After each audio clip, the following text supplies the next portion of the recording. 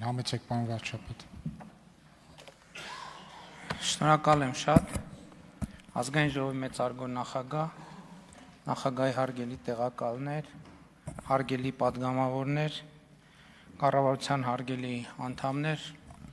շնորհակալ եմ բոլոր նրանց, ովքեր մասնակցեցին քննարկմանը, հարցեր տվեցին, հարցադրումներ արեցին, բայց հայտնի հանգամանքների բերումով տենց քննարկումը մի տեսակ կիսատ ստացվեց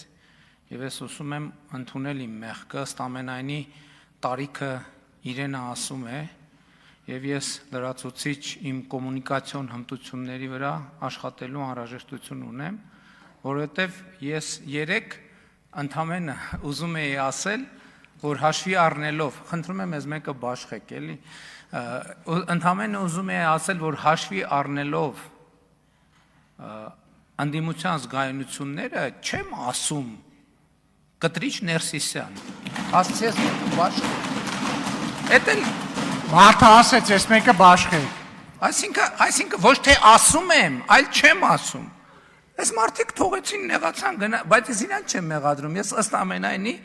իմ միտքը լավ չձևակերպեցի, այսօր անկեղծ ասեմ, այ Ռուբեն Ռուբինյանը վկա, այսօր որոշել էի, որ եզրափակիչ խոսքում գալու եմ, ասելու եմ Գարեգին B, մեկ էլ ասի կարողա K-ն սկսի, ասել եմ Ռուբեն։ Եվ վստահաբար կսկսեր։ Ուզում էի ասեի Գարեգին B կամ ուրիշ ձևակերպումներ, եւ ասեի հարգելի ընդդիմություն, այ որպես կարմիր գորգ, այս արտահայտությունը փռում եմ ձեր ոտքերի տակ եւ վերադարձեք խորհրդարան, դել չթողեցին որ ասեմ, էդ էլ չթողեցին որ ասեմ։ Եվ հիմա հարգելի գործընկերներ, ամենահետաքրքիրն է նա, այս ընդդիմությունը, հարգելի ընդդիմությունը, այս ինչ լեգիտիմության թեմա է առաջ քաշում։ Ժողովուրդ ջան, լեգիտիմ չի, ասել եմ դեռ նախորդ գումարման խորհրդանի վերջում, վայր դրեք ձեր մանդատները,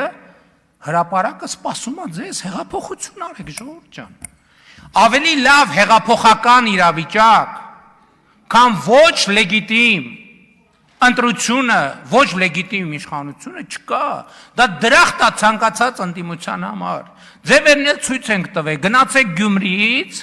քայլելով կամ վազելով կամ այն մի ընդդիմությունը բանից էր գնաց, տարբեր կողմ, 4 կողմերից էին գնացել, չգիտեմ, նստեք են աթոռին, նստեք են, գնացեք հեղափոխություն արեք։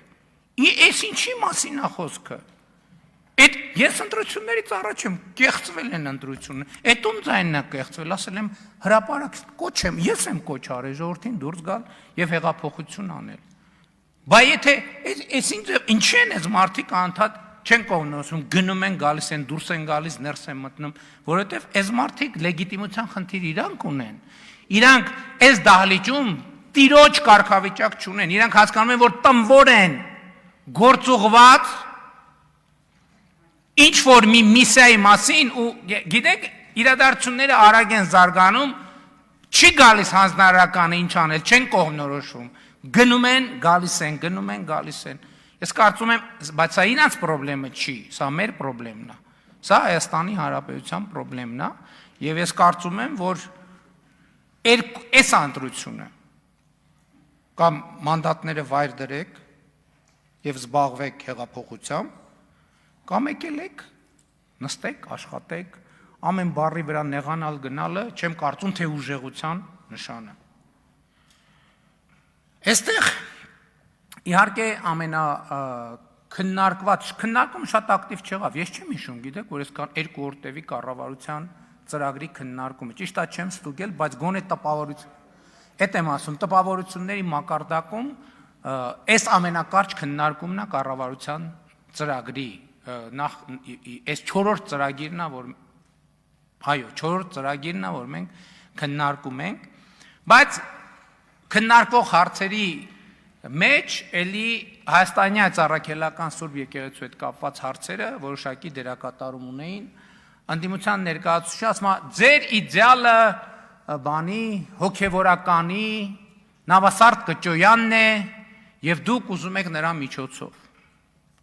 Ես ձեզ ուզում եմ ուղիղ ասել, Եթե Գարեգին բն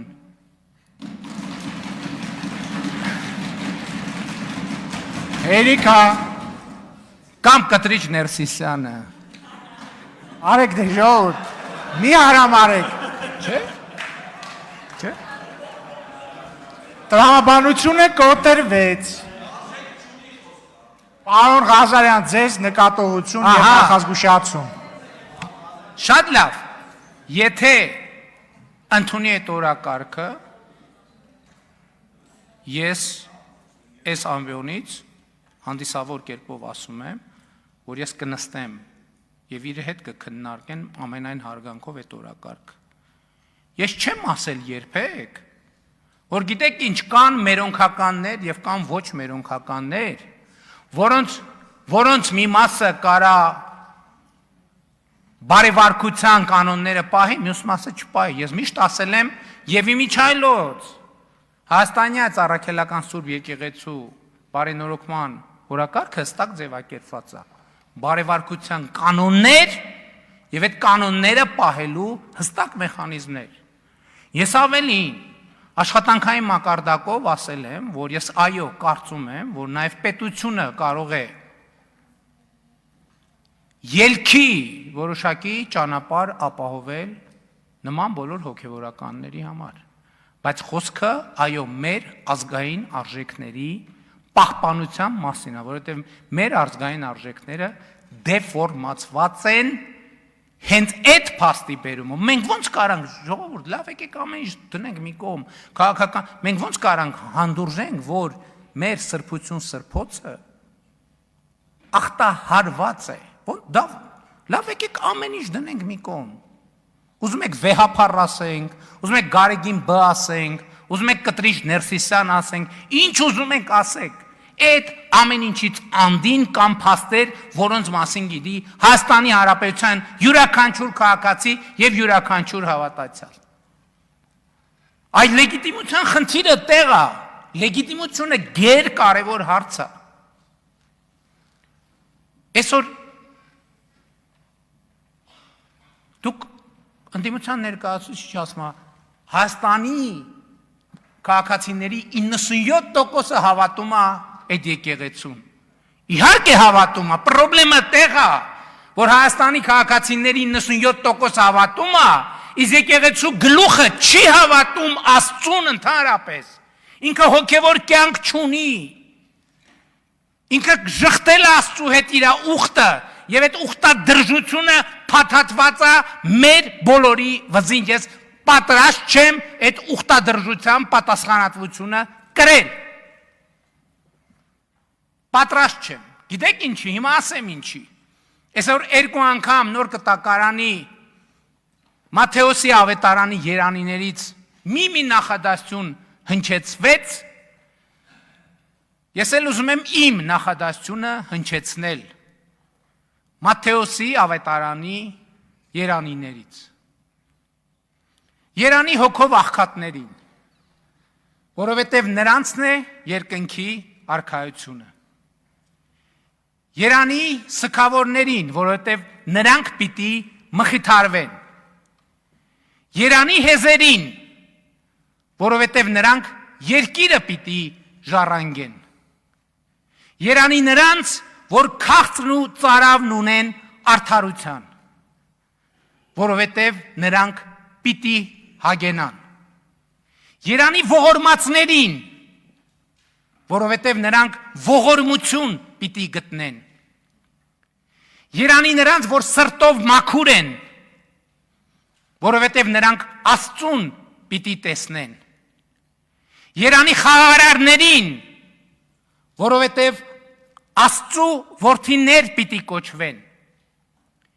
Երանի նրանց, որ հալածվում են արդարության համար, որովհետև նրանցն է երկնքի արքայությունը։ Երանի է ձեզ, երբ ձեզ նախատեն ու հալածեն, եւ իմ պատճառով ձեր մասին ամեն տեսակ չար խոսք սուտ ասեն։ Ցնծացեք եւ ուրախացեք, որովհետև երկնքում ձեր վարձը շատ է, քանի որ այսպես հալածեցին մարգարեներին, որ ձեզնից առաջ են եղել։ Այս սրա համար ես չեմ կարող հանդուրժել։ Իսկ այսօր եկեղեցու պաշտպանության դիրքերից հանդես են գալիս մարդիկ, ովքեր ասում եմ չգիտեն Աստվածաշնչի, կտակարանի, ավետարանի մեջ ինչ տարբերություն կա, չգիտեն։ Նրանց համար եկեղեցին ընդամենը գործիք, ընդամենը փող լվանալու մի համակարգ։ Քրեական ենթամշակույթի մի հերթական պլատֆորմ։ Սրա մասին է խոսքը։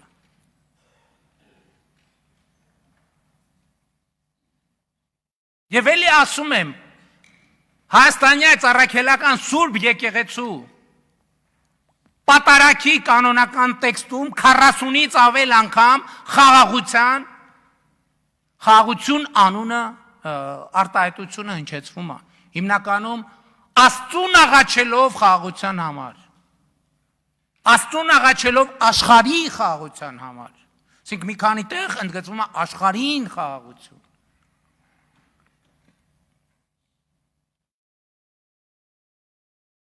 Տրիշ Ներսիսյանը կամ Գարեգին Բ-ն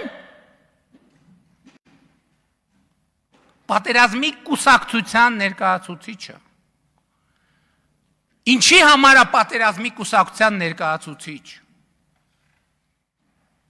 Այս ինչ որ այստեղ խոսվեց հավատարմությունա կոնֆլիկտին։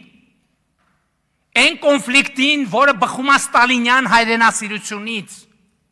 Այն կոնֆլիկտին, որ դրվել է Հայաստանի Հանրապետության հիմքում, որ տեսեք ինչ են ասում։ Անընդհատ ինչի մեջ են ինձ մեղադրում։ Ինձ մեղադրում են, որ ես մի պարզ բանի, ես պարզ հարց եմ տալիս եւ խնդիր եմ առաջադրում։ Մենք մեր միջավայրում պետքա կարողանանք ապրել առանց արտաքին օգնության։ Իրենց ասածը ինչ է։ Եթե մենք շարունակենք գնալ այն ճանապարհով, իսկ մենք բոլորովս մինչև 2024 թվականը բոլորովս նույն ճանապարհով ենք գնացել։ Այդ ճանապարհի մեջ մի քիչ սենց, մի քիչ, բայց բոլորովս նույն ճանապարհով ենք գնացել։ Եթե մենք գնանք այդ ճանապարհով, բոլոր ճանապարհները տանում են միտեղ։ Գիտեք որտեղ են տանում այդ ճանապարհները։ Միտեղ, որտեղ ավարտվում է Հայաստանի անկախությունը։ Որտեղ երբ որ մենք այստեղ ինքնուրույն չկարողանանք ապրել, ընդդիմության մյուս ներկայացուցիչն ասում է, ինչ եք ժառանգել եւ ինչ եք ստացել։ Ասեմ, դաժանամ, բայց ասեմ։ Ես ընդ որում մինչև 2024 թվականը այդ երկրի վարչապետն եմ եղել եւ ասում եմ որպես այդ երկրի վարչապետ։ Մենք մարիոնետային պետությունը դարձրել ենք մի պետություն, որը անկախ եւ ինքնիշխան լինելու շանս ունի։ Շանս ունի։ Այս քաղաքական ուժը ոչ թե մարդիկ, որովհետև մարդկանց մի մասը, ես չեմ ուզում մարդկանց բան անել, թիրախավորել, բայց այս քաղաքական տրամաբանությունը ինչի է հայտնվել Հայաստանի քաղաքական դաշտում։ Որովհետև բոլորին ակնհայտ է դարձել, որ մենք հատել ենք, անցել ենք մարիոնետային կուսակցության տրամաբանությունից, դուրս ենք եկել, մտել ենք մի տրամաբանություն, որի ավարտին մենք կարող ենք, շանս ունենք լինել պետություն։ Իրանք եկել են, որ այդ ասում եք բանի շղթաները, չէ՞, ում շղթաներն է։ Իրանք եկել են,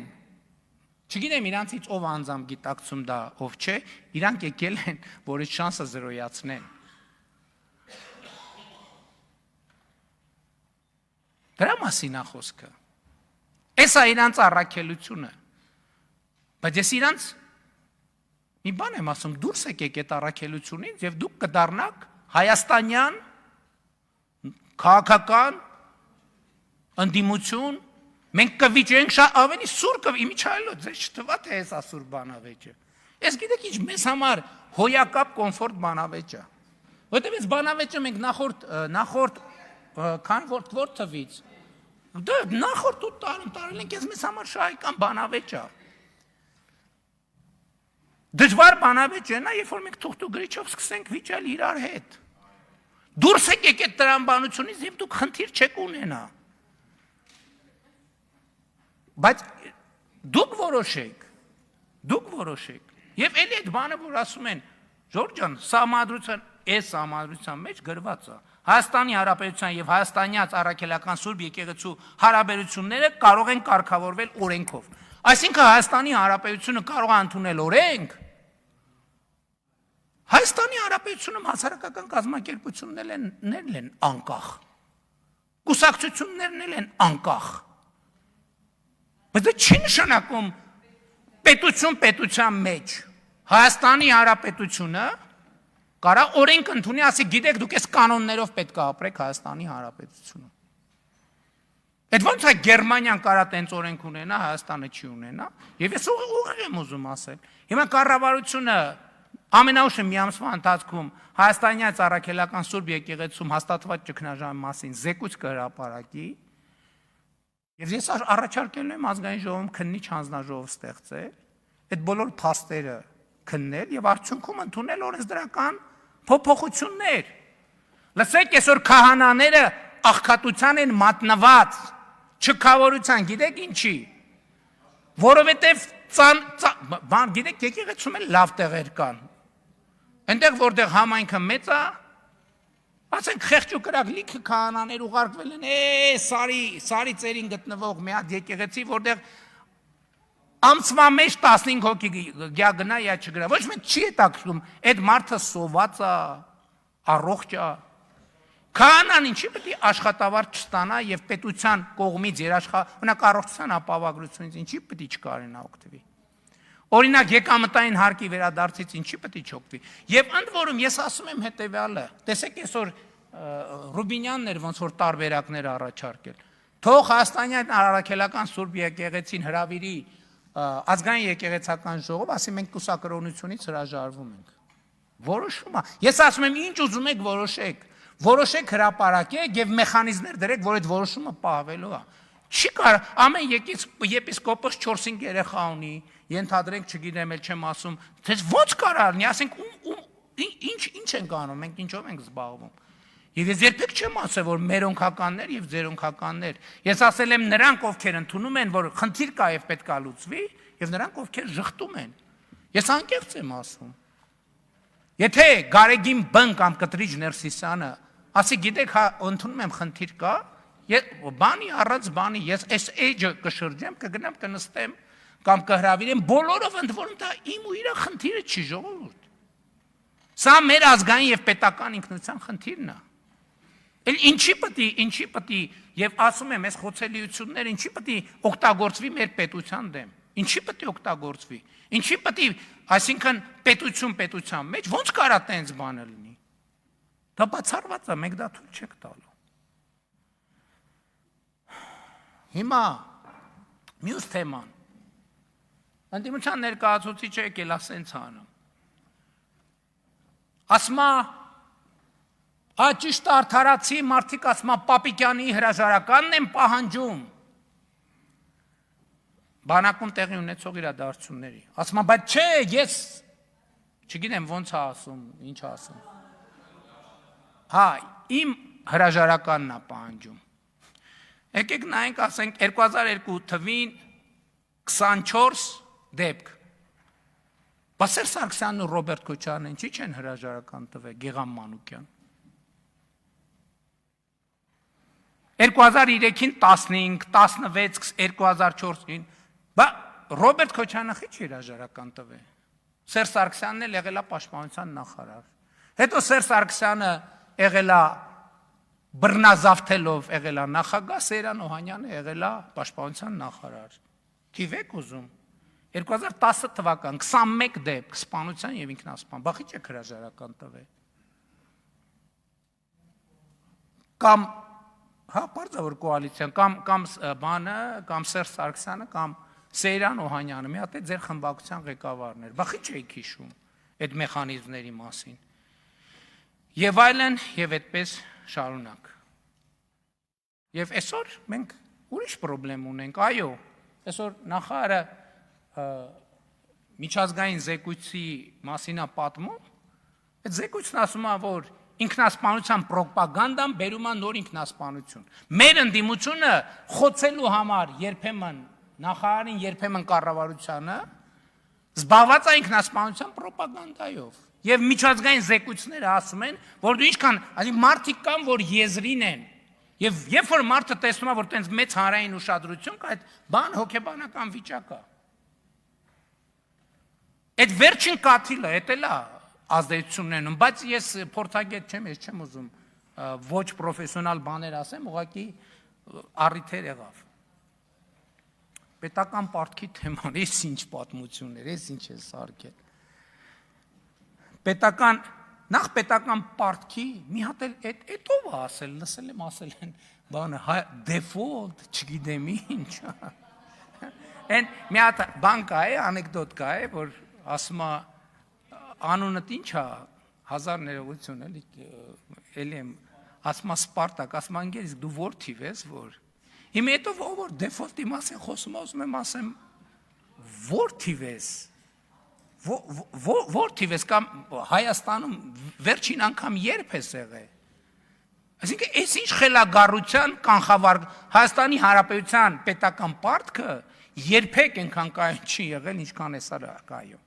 Այսօր Հայաստանի Հանրապետության դրամով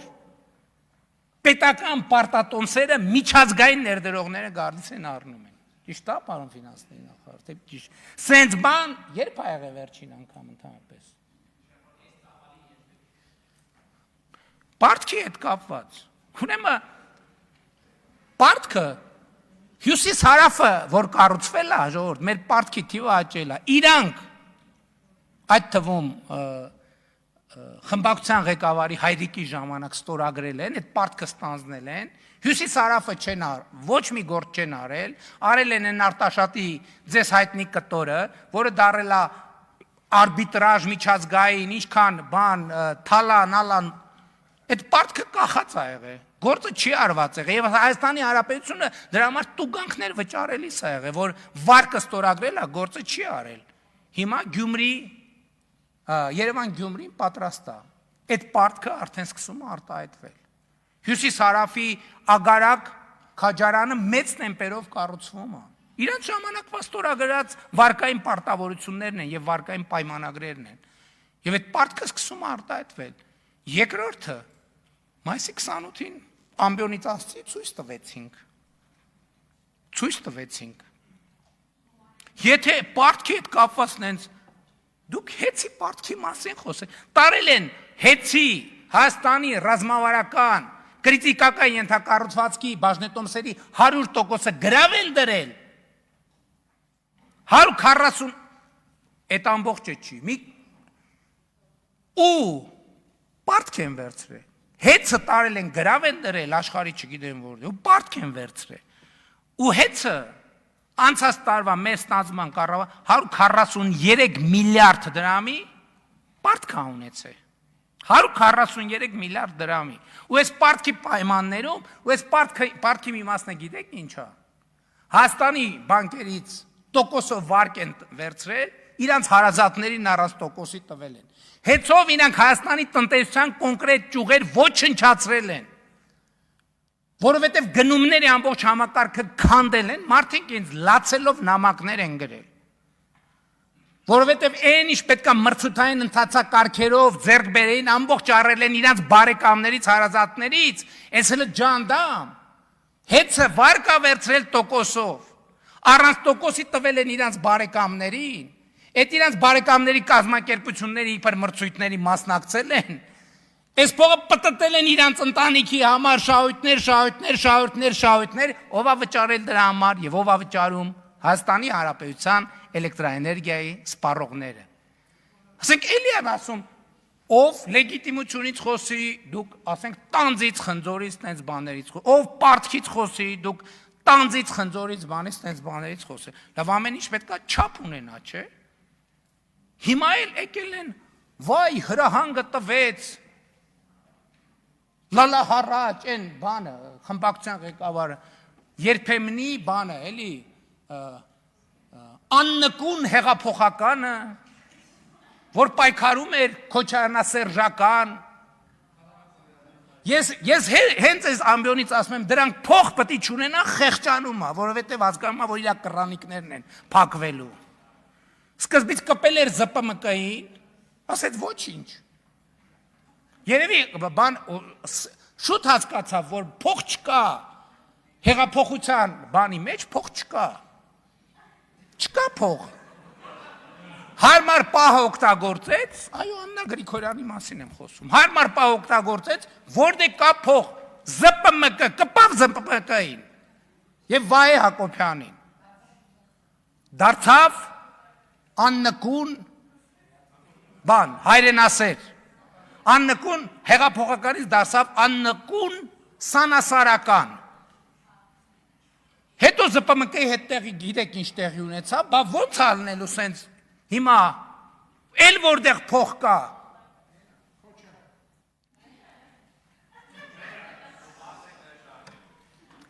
Այո։ Չէ, բայց չենք թողի, որ այդքան ասել եմ պետք է փող չունենան։ Անենց որ լրիվ ուրիշ բան պետք է մտածի, լրիվ ուրիշ բան պետք է մտածի։ Ինձ ասում են հələ պատկերացրեք, ասենք հասկանում եք, չէ՞։ Ես երեգիրիկուն խոսում եմ, հրահանգ եմ տալիս տեղից առավոտ գործողությունը։ Եթե հրահանգ, Ժողովուրդ ջան, ես հրահանգը ստեղ չեմ տվել։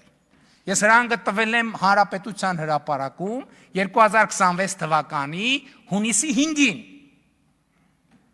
Ինչ եմ ընդեղից տվել, որովհետև ոչ մեկ չի ասում։ Լսի, ոչ մեկ չի ասում։ Պիացա Գրանդե։ Սպայտունը պատմամշակութային հուշարձանը քանդել են տեղը Ռոբերտ Քոչարյանի, Լևոն Քոչարյանի եւ Սեդրակ Քոչարյանի սեփականությունն։ Ոնց։ Play City Թենիսի մանկապատանեկան կենտրոնը վերցրել են մարդիկ, դարձել են իրանց համար օրանժ։ Toyota Երևան, մի հատ մի կողմից, եթե ես ճիշտ հասկացա, էլի բանը, Ռուբինյանի հետ ենք նայում, եթե ես ճիշտ հասկացա, մի հատ հողն են տվել, մի հատ էլ գնացել են փայ են մտել Toyota Երևանի մեջ։ Պարոնյան 8 շենքի տեղը հին շենք ա եղել, այդ վերցրել են կոպեկներով, Կապուտակ Սևան, ես կոնգրես հյուրանոցը, չգիտեմ սրա մասա թե չէ, Կասկադում 2 հեկտար հողամաս։ Ժորժ ջան, ես ձեզ հարց եմ տալիս։ Նախ 2 հարցադրում կա։ Ես 8 տարի վարչապետ եմ Հայաստանի Հանրապետության։ Ես ինչի Կասկադում հող չունեմ, ժողովուրդ։ Ինչի Կասկադում ես հող չունեմ։ Ինչի Սևանի ափին հանգստյան տուն չունեմ։ Ինչի հյուրանոց չունեմ։ Ինչի 1 միլիարդ 740 դրամ չունեմ։ Այսինքն բան եմ, ես այսօր առավոտ խոսում ենք գործընկերների հետ, այսինքն ինչ, ես միամիտ եմ, հա, իրանք շուստրի ուժեղ տղեկն են, հայրենասեր, ես եմ միամիտն եմ, հիմա էլ ասում են, ճիշտ հարց ընտրեց, ասում է 8 տարի, ինչի է 8 տարի հետո, ես էլ եմ այդ նույն հարցը տալիս, ասում եմ ինչի է 8 տարի հետո, 8 տարի ինչով, այս փաստերից որևէ մեկը նոր է, ինչի է 8 տարի հետո, ես եմ, բայց ինչի եմ Հանրապետության հրապարակից ասել, ասել եմ են պատճառով, որով մի պարզ պատճառով, որովհետև լինելով իշխանություն, ամեն օր կռիվ ենք տվել այդ մաֆիայի դեմ, այդ սեփականությունը ինչի է Ռոբերտ Քոչարյանը եւ մյուսներինը, որովհետև ասում եմ, ում ուզեցել են առել են, ում ուզեցել են ծախել են, և գիտեք ինչ քաղաքական նարատիվով, եսա մի շաբաթ սրան գնում են, եսա մյուս ուրբաթ սրան գնում են, եսա բան, եսա սենց արնելու, եսա ընդես դաբրոկա,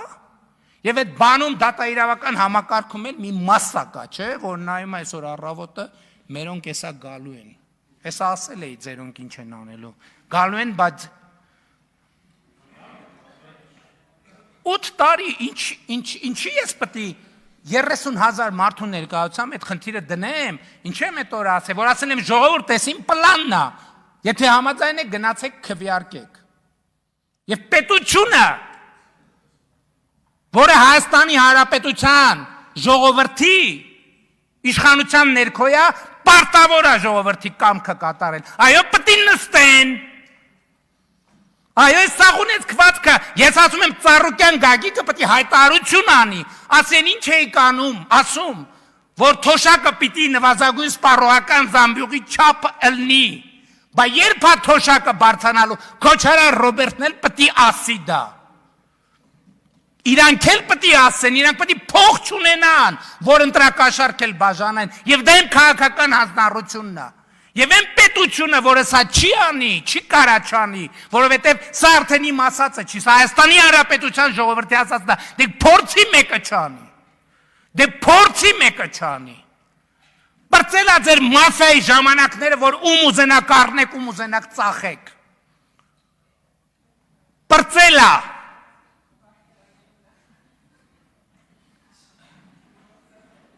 Ասма համադրականն ասма դատական համակարգը անկախ է, ումից է անկախ դատական համակարգը։ Իրանք մտածել են, թե դատական համակարգը ժողովրդից է անկախ եւ մաֆիոզների հետ պետքա գրփեն Հայաստանի Հանրապետության ժողովուրդ։ Ղալաթ է կարեք գլուխներդ պատին եք տվել։ Հնազանդ ժողովրդի կամքը կկատարեք։ Հնազանդ։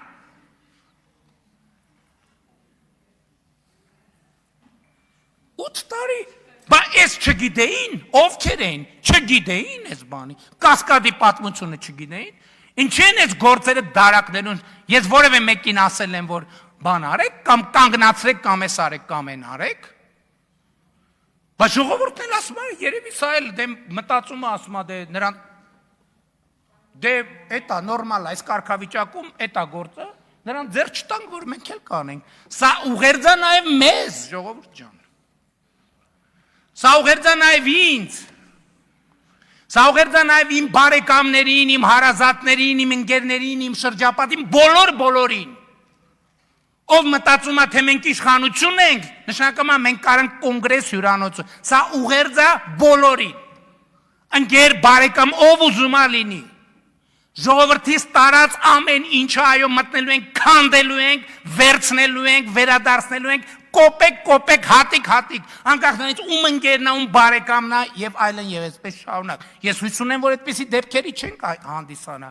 բայց այն եմ ասում, բանի դեպքը դրա մասին է։ Հովիկ Աղազարյանի դեպքը դրա մասին է։ Այսինքն ինչ, մենք մեր եւ ուրիշների կաշառակեր ունենք։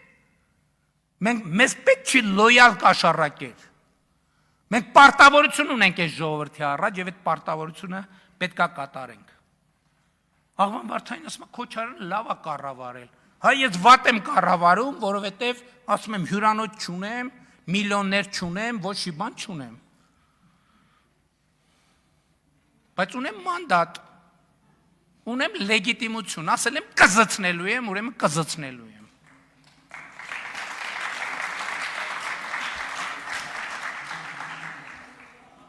Բարից դե յուրե իմաստով։ Մի հատ էլ ասում են, բանը, ասում են Քոչարյանի բնակարան են մուտք գործել։ Այսօր իրավապահներից հետաքրքրվում են, ասում են 54 հասցեում խուզարկություն է։ Քոչարյանը 54 բնակարան ունի։ Մեկ էլ ասում են երեխեքը, որ մեկ էլ երեխեքին, Ժորժ ջան, այսօր քրեակատարողական հիմնարկում գտնվող մարդկանց 80%-ը ունի երեխեք։ Այս ինչ մոտեցում է, այսինքն ինչ է նշանակում, էլ երեխեքին բերել բան անել, դեմ անել, որ երեխեքի տիկունքում թաքնվել։ Բա քրեական գործը պետք է խուզարբախի ածն գնացել։ Բա ով բանին քննիչին է մեկին մենակ ուղարկեն, որ բան անեք, վրա տակ մի հատ էլ գլուխ գովակ, ասեք, տեսակ ինչ ուզեղ տղեկ էինք, բան արեցինք, չթողեցինք, բա պետությունա պետք է աշխատի։ Բա ասել են պետության համը բերանները տա մնալու։ Հենց մի քիչ զգանք, որ այդ համը բերանները թուլացել է, պետությունը, ժողովրդի պետությունը բերանների իջնելու է։ Եվ էլ չկմեղանալու տեղ չկա։ Այո, մենք 2018 թվին արել ենք ոչ բռնի թավշյա հեղափոխություն ժողովրդ եւ ասել ենք վենդետա չլինելու, ասել ենք սիրո եւ համերաշխության հեղափոխությունա։ Բա 8 տարի մեկը տեկակ ասիկար ընկերներ, այս թալանել ենք, դուք էլ օրենքով հնարավորություն եք տվել, որ 25%-ը մնա մեզ, այն մնացածը վերադարձվի։ Մեկը եկել է տենց բան ասել։ Նայում են, հոխորտում են, չգիտեմ, գնում են հարավներում, հյուսիսներում, բաներում դաբրոներ են նայի, նրանց էլ բանը թևերի տակն են տալիս, ասում են գնացեք, դավայ, ոչ մի խնդիր չունեք, եսա հավաքվում են կառավարության նիստեր են անում, բան են անում եւ այլն եւ այլն։ Այնօր պատահական աչքովս ընկա գրելա Նարեկ Կարապետյանը Հոպար ջան ծնունդդ շնորհավոր, այլևս Հոպար ջան, այլ պարոն վարչապետ չի։ Բայց ինչի՞ չեք գրե պարոն վարչապետ ծնունդդ շնորհավոր, բայց ինչի՞ չեք գրե։ Բա գրի։ Ահա գրի ամեն օր։ Ամեն օր տենց էլի նկարվեք, ռիլ սարքեք, գցեք, նենց։ Էլի ասեք պարոն վարչապետ, մենք առաջարկում ենք ինքնասի, այո, ես պաշտպանում եմ այդ առաջարկությունը։ Ու տենց ամեն օր նկարվեք, գցեք։ Ասում են մարտի 1-ի գործը բաց, մարտի 1-ի գործը բացահայտված է։ Հայաստանի իրավապահ համակարգը մաֆիոզ ազդեցությունների պատճառով չի տալիս դրա գնահատականը։ Քրեական գործում մարտի 1-ի մի դրվագ չկա, որը բացահայտված չի։ Սպանությունների պահը այդ ամեն ինչով պետք է գնաց, որ բացահայտի։ Պարզա, որ սպանությունների հրանգը տվել է Ռոբերտ Քոչարյանը։ Ոնց են բերել բաները ֆորմեկը, Ղարաբաղից ոնց են բերել, ոնց են օլիգարխներին տարեբաժանել, որ օլիգարխը որտեղ է, ամբողջը բացահայտված է։ Հայաստանի Հանրապետության դատաիրավական համակարգը կամք չի ունեցել, որովհետև անկախ է կառավարությունից։ Մենք այդ էթիկան պահել ենք անկախ է կառավարությունից։ Եվ քանի որ կառավարությունից անկախ է, կարա օլիգարխներից նախկին ինչքան փող ասես առնի, հետաձգի։ Գագիկ Խաչատրյանի դատավարության հետ ինչ եղավ։ Դատավոր այնքան դատը ձգեց, մինչև թոշակի գնաց։ Հա։ Ու համոզված եղեք միայն պետության թոշակի հույսի չի իմանա։ Ես վստահ եմ, ինչ որ մի բան ինձ հուշում է։ Ինքն է եղել փաստաբանը։ Ինձ էլ ասում են Արցախը եւ արցախցիներին չեն սիրում։ Արցախը իրանց համար եղել է ընդամենը փող քերելու միջոց։ Փող քերելու միջոց։ Հայաստանում Ղարաբաղի ժողովրդին դե պատանդ են պահել, Հայաստանի ժողովրդին էստեղ են պատանդ պահել եւ թալնել են, ընդեղ են թալնել, ստեղ են թալնել։ Ընդ որում էսա ամբողջ խմբավորումը եւ նախկին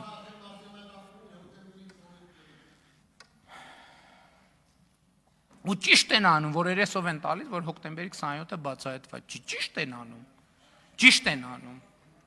Բա այսինքն ինչ, ես հա, մենք ընդունել ենք այդ բանը, որ անկախ է դատական համակարգը, դատաիրավական համակարգն էլ անկախ է։ Չեմ գնացել ես ոչ մի քրեական գործի մեջ չեմ մտել, ոչ քննել եմ, ոչ ես եմ արել, ոչ են եմ արել, բայց ամեն ինչ չափ ու սահման ունի։ Անկախ է ժողովրդից ու պետությունից էլ անկախ, էս ինչ ձև ընդհանրապես։ Դե էլ այդ մյուս բաների մասին գալիս են ստեղից ասում են անիֆը, այդ բառը դուք որտեղից եք լսել։ Պետական վերահսկողական ծառայությունն է այդ հարցի վերաբերյալ իրավապահներին տվել հաղորդում։ Եվ իմիջիայլոց շատ հետաքրքիր էր։ Բանը ափսոս մի քիչ բան եղավ, շուտ եղավ հետախուզումը, որտեղ համոզված եմ, որ եթե մի քիչ ձգվեր, անիֆի տնօրենը այստեղ միտեղ այդ արանքներում նստած էր։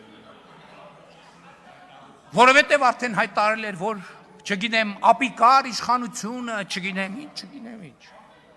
Ստեղ ինչքան հասկացա, լիքը տենց մարդ կա, որ բան է։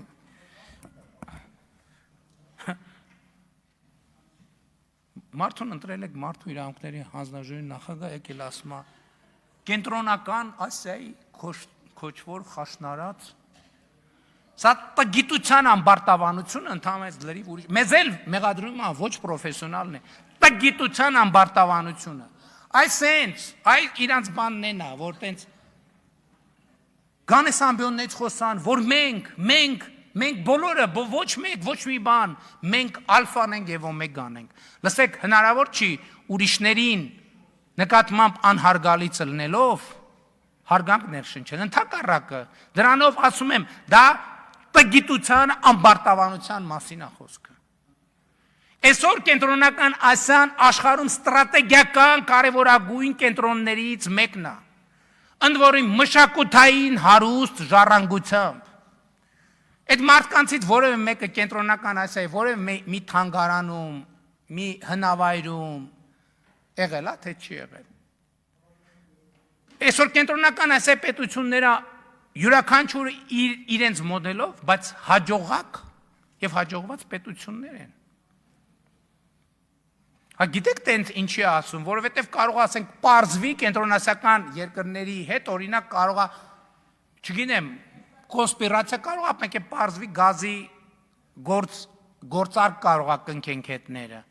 բայց որ այս ամբիոնից տենց բանը հնչում կարա, չէ՞ դա նեգատիվ ազդեցություն ունենա։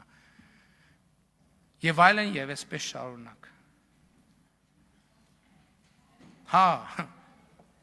Հիմա Ժորժ ջան, եկեք հասկանանք Այս ինչ թեմա է, քյարքի թեման։ Շատ բարձ բան է ասվում։ Ասվում է, որ Հայաստանի միջազգայինորեն ճանաչված տարածքը 29743 քառակուսի կիլոմետր է։ Եվ այս թվաբանության մեջ չեն մտնում մեր էքսկլավը մտնում է, Ադրբեջանի անկլավները չեն մտնում։ Եվ դրանք արտահայտված են այն քարտեզներով, որոնք արտահայտում է 1991 թվականի Ալմա-Աթայի հռչակագրի իրավիճակը։ Հիմա ասել, որ չէ, տեն չի, նշանակում է ասել, որ Հայաստանի ինքնիշխան միջազգայինորեն ճանաչված տարածքը 29743 քառակուսի կիլոմետր չի։ Սա նշանակում է պատերազմ հայտարարել։ Եվ պատերազմի կուսակցությունը դրանով է արտահայտվում։ Ես ասում եմ ինչի եւ ես կռահում եմ իրանց թելած թելից։ Ես ինչի եմ արել այդ արտահայտությունը, ինչ եմ ասել քյարքի, որ էսկալացիայի բոլոր հնարավորությունները բացառեմ, բոլոր։ Հիմա չկա այլևս որևէ կետ, որի շուրջ հնարավոր է էսկալացիա անել, պրովոկացիա անել եւ քարուքանդ անել Հայաստանի եւ Ադրբեջանի միջև խաղաղությունը։ Էլի եմ ասում, ոնց ինչ սցենարով կլուծվի։ Այդ բոլորովին ուրիշ հարց է, որովհետեւ այն խնդիրները մենք մեր խնդիրներն ենք տենում, նույն խնդիրներն էլ Ադրբեջանն ունի։ Եվ ես ասում եմ, մենք պետք է նայենք, մենք իրար համար խնդրեմ ենք ստեղծում, թե լուծում ենք խնդիրները։ Եվ այս հարցի շուրջ պետք է նյարդը զրոյացնել։ Երբ որ զրոյացվեց, բոլոր հարցերը կլուծվեն լավագույն ձևով։ Բայց իրանք չեն ուզում հարցերը լուծվեն լավագույն ձևով, որովհետև իրանք եկել են շղթաները Հայաստանի ոտին կապելու, իսկ որպեսզի իրանք ուզածը գիտեք ինչ է։ Իրանք ուզածն են, որ հապկի խաղապահները մտնեն Հայաստանի Հանրապետություն։ Իրանք միակ առաքելությունը, բոլոր նարատիվները, իրանք ես էլ եմ ասում, ես չգիտեմ ներկաներից ով է գիտակցում դա, ով չի, իրանք ունեն շատ կոնկրետ առաքելություն։ Հապկի խաղապահները մտնեն Հայաստանի Հանրապետություն։ Ես ձեզ հիասթափեցնում եմ, հապկի խաղապահները չեն մտնելու Հայաստանի Հանրապետություն։ Եվ ընդհանրապես խաղապահ չի մտնելու Հայաստանի Հանրապետություն, որովհետև խաղաղությունը հաստատված է եւ խաղապահը ժողովուրդն է, այո, այդ թվում։ Այո, Հայաստանի ժողովուրդն է եւ Ադրբեջանի ժողովուրդն է ամենահուսալի խաղապահը։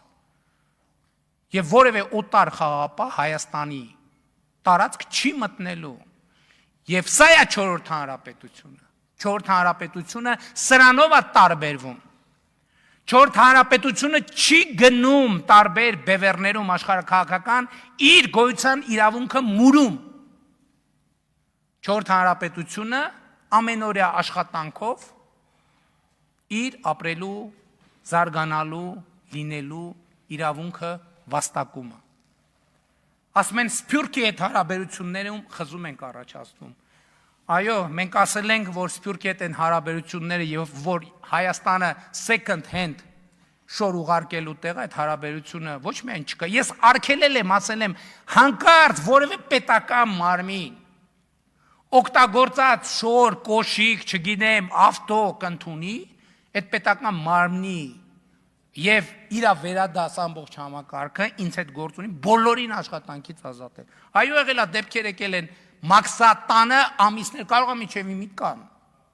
Second hand լիքը կոշիկ, շոր, բան եւ այլն եւ այլն։ Հայաստան-Սփյուռք հարաբերությունների մեր պատկերացումը Firebird-ն է։ Ուրիշ հարաբերություն չի լինելու։ Սփյուռքը չի կարա լինի Հայաստանի մենթոր։ Այդ բանն անցել է, գիտեք, վայ, գիտես էս ինչա։ Սա բանա, սնիկերսա, գիտես, ես ինձ հետ տենց դեպք եղել է։ Հա լուրջ եմ ասում, Հայաստանից պատվիրակություններ գնացել, բաներ։ Ես նստած մեկ էլ հերթով բան են ասում, գիտես էս ինչա։ Ասում ենք, հա, ասենք էսի պանիրա, ասենք ոնց որ բան ենք մենք։ Այսինքն հա պարզ է, որ մենք շատ ճգնաժամի մեջ ենք եղել, դժվար իրավիճակ, տարիներով կարտոշկա ենք կերել, բայց ժողովուրդ ջան, այդ Հայաստանը վաղուց հաղթահարված է։ Այսօրվա Հայաստանը տեխնոլոգիաների Հայաստանն է։ Բայց Սփյուռքի այդ հարաբերությունները մարդկանց հրավիրում ենք աշխատանքի, Սփյուռքի այդ հարաբերությունները այսօր 2 տարի Հայաստանում ներգաղթ է սկսվել։ Ինչի դժգոհ եք դրանից։ Մարդկանց հրավիրում ենք աշխատանքի եւ այդ թվում դրսից մարդկանց հրավիրում ենք աշխատանքի, այդ թվում բարձր պաշտոնների նշանակում, մեկ էլ ասում են, վայ, հələ տեսեք այն բառը ոնց ասեց, վայ, անգլերեն ասեց այդ բառը։ Սփյուռքի պաշտպանները հարցակվում են բաներով, տոննաներով, ֆեյքերով եւ ոչ ֆեյքերով։ Էսա Սփյուռքի հետ բանը, հարաբերությունների մասին ձեր պատկերացումը։ Պարոն Ղազարյան, եւս մեկ կոմենտ տեղից եւ ես ավելի խիստ նախազգուշացում կտամ ձեզ, զսպեք ձեզ։ Հա թող խոսա է։ Ձեզ հեշտ է, պարոն վարչապետ, ամիսի մեկ գալիս գնում եք, ամեն օր հետ։ Ինչ մոռացա ասեմ։ Հա։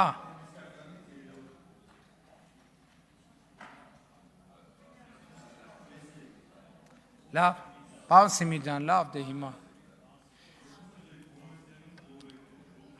Գստացեք, հարգելի գործընկերներ։ Լավ, պարոն Սիմիջան, հանգիստ։ Լավ, մի թողեք, որ խոսամ, պարոն Ռուբինյան, կներեք, ես սխալվեցի, խիստ եղեք։ Լավ, հարգելի գործընկերներ, խոսացինք, քննարկեցինք եւ ըստ էության ասեցի այն, ինչ որ ուզում էի ասել։ Գիտեք, պատմության մասին այդ բանը, պատմության ստալինյան դիտանկյունը հենց դրա համար է։ Այդ ամեն ինչը, այդ որ sense ասում են, պետք չի անվերապահորեն վստահել, բայց ով է անվերապահորեն վստահել։ Ասում են, ոչ մեկին պետք չի անվերապահորեն վստահել։ Ոչ մեկին։ Բայց դուք ասում եք, չէ, մի տեղ կա, որ պետք է անվերապահորեն վստահել, մյուսներին անվերապահորեն չվստահել։ Մենք ասում ենք, չէ, ոչ մեկին պետք չի անվերապահորեն վստահել։ Կամ այս պատմությունը, որ ասում են պատմությունը սենց է, պատմությունը սենց է, պատմությունը սենց է, եւ ինչ կապ ունի այդ պատմությունը այս պատմության հետ։ Իսկ կապը հետեւյալն է, մենք այսօր պետություն ենք եւ պետքա պահենք մեզ պետության նման, որովհետեւ պետությունը ուրիշ բան է, ասենք ինչպես ընդ որում ամենայն հարգանքով դրանք տարբեր կարգավիճակներ են, ամեն կարգավիճակ ունի իր բանը, ինչպես ազգային ժողովի падգամավոր լինել եւ չլինել, կամ ուսուցիչ լինել կամ ոչ ուսուցիչ, դա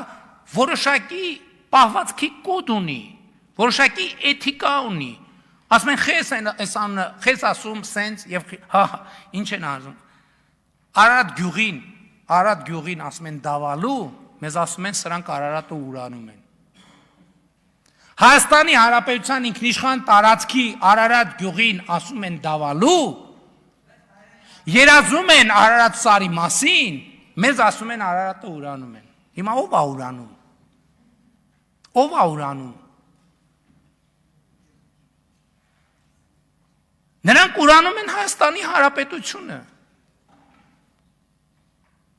Եվ ասում եմ, անկախության հռչակագիրը Հայաստանի Հանրապետությունը ուրանալու մասին է, որ Հայաստանի Հանրապետություն անկախ պետություն պետքա չլինի։ 4 տարի, 5 տարի ուղերձներով մանրամասն հրապարակել եմ, գրել եմ դրա մասին։ Այո, այս տարի ուղերձ չեմ արել, որովհետև այլևս ասելու բան չունեմ այդ թեմայով։ Ինչ ասել եմ, ամբողջը ասված է, ինչ պետք էր ասել, ամբողջը ասված է։ Ոչ մի նոր բան չունեմ ասելու։ Եվ հետևաբար, այո, մենք այսօր հենց հիմա, հենց այս օրերին իրականացրել ենք Եվ հույս ունեմ այսօր ձեր քվեարկությամբ դե յուրե կհաստատենք մի պատմական իրողություն։ 4-րդ հանրապետությունը հաստատված է։ Փառք նահատակներին եւ կեցե 4-րդ հանրապետությունը։